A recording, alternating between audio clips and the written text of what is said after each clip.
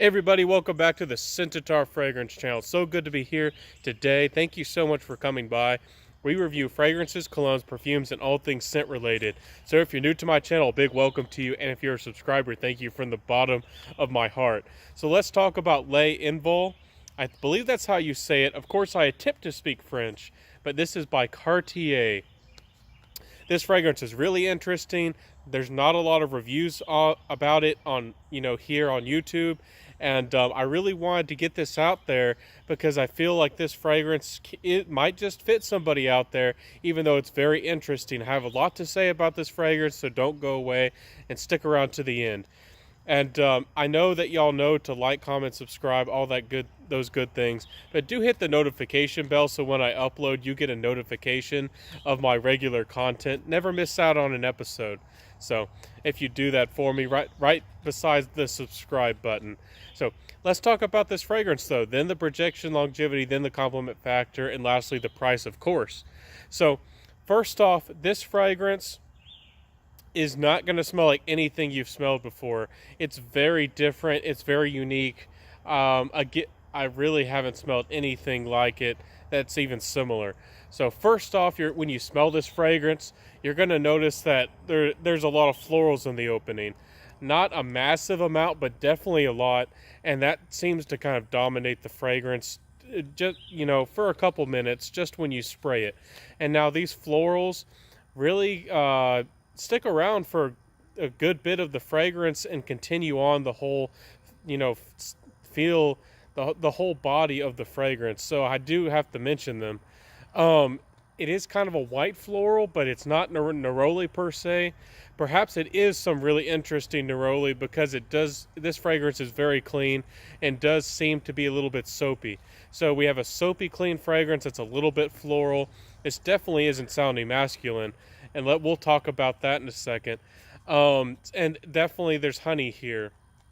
Now this honey is very unique. It's very different. This is not a thick or a syrupy honey that's not particularly sweet either. It's as if the honey was dried and then ground until it was a fine powder that you could sprinkle in the air. So it does smell a little bit dusty, and this honey does smell a little bit dry. And now this kind of vibe to this fragrance isn't powdery, but if you really dislike powdery fragrances, again, this is one of them that might just really cut you off. And already it's kind of floral, so this is definitely not the most masculine, and it's not going to be the most appealing for a lot of you masculine kind of guys out there. So in the dry down though, there is a really nice Gaiac wood. Now this Gaiac wood, it's kind of like a little bit of a deeper, or perhaps a little bit of an earthy tinged kind of Palo Santo. So it smells a little bit like that, which I love, which is a beautiful blonde wood that's kind of incensey. I love Palo Santo. Anyways, so this fragrance is light. It's kind of delicate, kind of floral, has a little bit of sweetness, and that animalic, we talked about that honey. It does have a tiny bit of an animalic touch, just the smallest. And now when I say that, it's that it has a little bit of this sharpness, a little bit of like this growl to the honey, that it's like deep. It's like kind of like the intensity behind like a musky smell. But it's not, this fragrance isn't particularly musky, but that's how I would describe an animalic smell. Anyways, so let's talk about the projection longevity. So this fragrance is really interesting as well. A lot of the aspects of this, especially with the complement factor. So first off, this fragrance doesn't perform very well in my opinion, but it projects about 30 or 45 minutes. After 2 hours, I can't really notice it on me. Maybe 3 hours if I'm really lucky. But this fragrance does seem to have some kind of sillage or just bond with your skin chemistry. I've had people be able to notice it and be impressed by it for about 6 hours or so. And this is the EDT. So that actually, for an EDT and this style of fragrance, isn't too bad. So again, very interesting there. I feel like it's not going to impress people and be strong enough. If you're a Dior Sauvage kind of guy, an 8 hours plus kind of guy, this is not going to give you that amount of performance. But if you're trying to be subtle and let the fragrance kind of speak with you, this fragrance can do that kind of job. Anyways, with the compliment factor, again, I a lot of the time like uber masculine fragrances, and a lot of the people around me do as well. This fragrance, even though it's marketed towards men, I do feel like it's slightly on the masculine side, but just slightly. So a lot of people would consider it unisex. I really do like Kalinga, but that's a beauty and even a masterpiece in my opinion by Les Artisans. This fragrance has a similar vibe, but overall, a lot of people around me thought that this was perhaps for a really younger man. Perhaps he's 16, 17, or 18, and it's his kind of professional, scent. And even if you're a mature lady, maybe 25 to 30, and you want a fragrance that's you could wear to, be in charge and bold, but not too bold. So you're like, a strong figure, but you still have a little bit of niceness to you, kind of like I guess like a teddy bear that comes to mind. This is the kind of fragrance for you. So again, this is a very different smelling fragrance. Not a lot of people talk about it. It doesn't get a lot of hype and love, but I do want to put this out there because it can get compliments. It's not a compliment beast, but I do think that if you particularly are in love with YSL's Y, with that kind of invigorating ginger kind of feel, that this has somewhat of a similar vibe with the honey and that animalic touch. Anyways, so the compliment factor isn't too bad, but it's not great either. Overall, for me, it's not very masculine. It doesn't have the right amount of performance, even though it is interesting for a more of a subtle scent. If you want to go incognito like you can with Mugler cologne, which I really love, this can do the job for you. If you want to be more subtle but yet very confident, again, I feel like this is more of a unisex scent. Now, before I close this review, I hope it's not too long, I wanted to read a little bit of what they tell you and what they show you here inside this sample. It says, a fresh and woody fluid for men to take off. Now, I'm just gonna, I guess, be a little bit critical. I get that a lot of perfume brands say funny things. I want to be a perfumer one day, and I want to talk about fragrances and kind of share the vision or the inspiration behind a fragrance. Perhaps this fragrance to them speaks of adventure. Perhaps it speaks of like a confidence, so you can take on the world kind of thing. I don't really see that.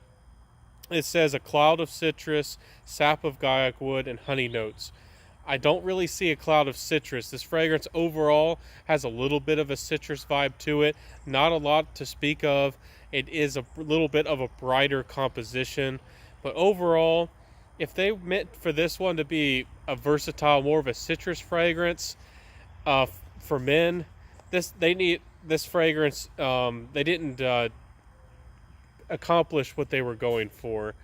And in my opinion, this composition easily, if they would have taken away the animalic touch, perhaps given it a little bit more of neroli, perhaps a little bit of an interesting note like yuzu or narcissus, and gave the honey a little bit more sweetness, they would have a beautiful unisex fragrance.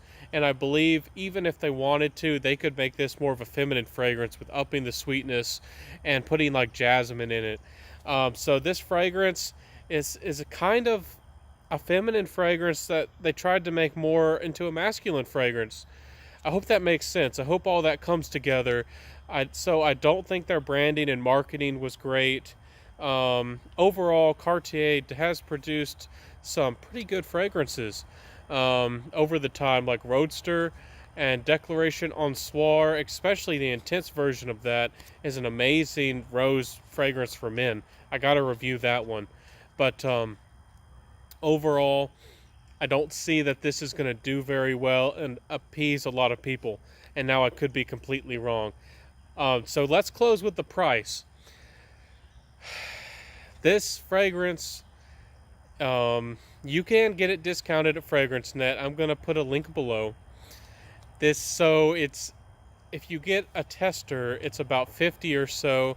If you get really lucky and pick up some of the last ones on FragranceNet, it's about $35. That's not too bad.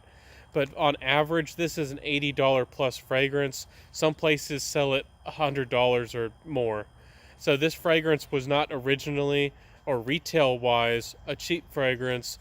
And for what you're getting, kind of a light, again, honey fragrance that has a unique spin on kind of a light, airy, floral, clean, soapy kind of fragrance.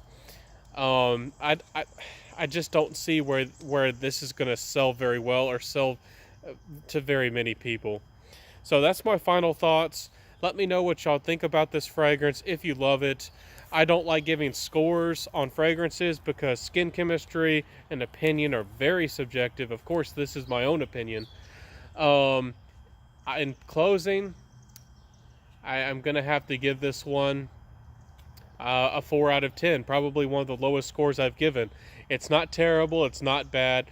I just don't think the composition's there. I don't feel like it's going to fit men very well. And a lot of women aren't going to particularly like it or love it either. So I don't know who this fragrance fits.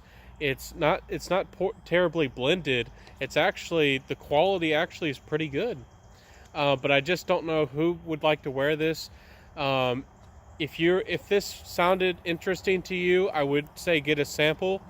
I would say that you could go for, Hugo Boss bottled. I think the Intense version is very good. You could go for YSL, the original Homme, the one that started it all before the La Nuit de l'Homme. And that's a very versatile, kind of fragrance in this kind of genre. So anyways, in closing, that's just my opinion. It's not great. Let me know what you think about it in the comments below. Let me know what kind of clean, fresh, soapy, perhaps floral fragrances you like. I know people are going crazy for Bright Neroli by Ferrari still. So let me know what y'all think. Let me know what you're wearing. And thank y'all so much for being here. Of course, do all those great things. Like, comment, subscribe, hit that notification bell. And until next time, everybody, wear what you love. I'll see you next time, and bye.